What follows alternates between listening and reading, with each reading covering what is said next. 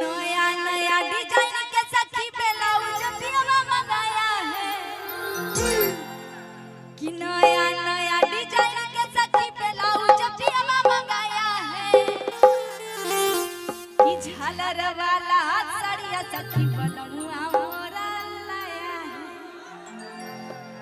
अच्छा किसका किसका बलमुआ साड़ी ला के देता है?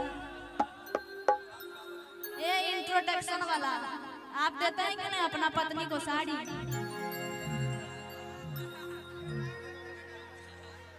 इधर साड़ी देते हैं अपना पत्नी को कि नहीं देते हैं ना? कौन कौन देते हैं साड़ी? सब लोग। तो कहेंगे मिलके कि नया नया डिजाइन के सखी ब्लाउज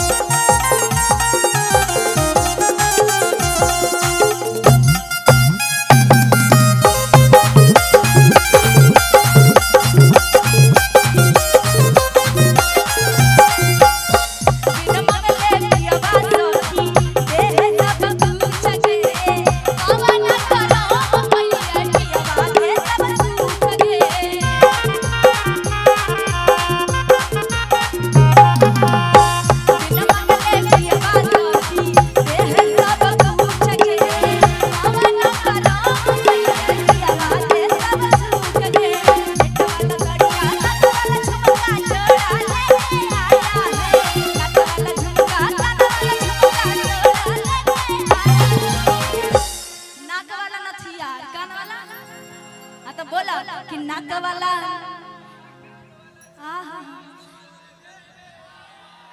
आप लोग का माइंड इतना तेज कैसे है? हम तो महा बक्कड़ हैं। हम मिल के कहेंगे कि नाक वाला नथिया हाथ वाला झुमका छोड़ा ले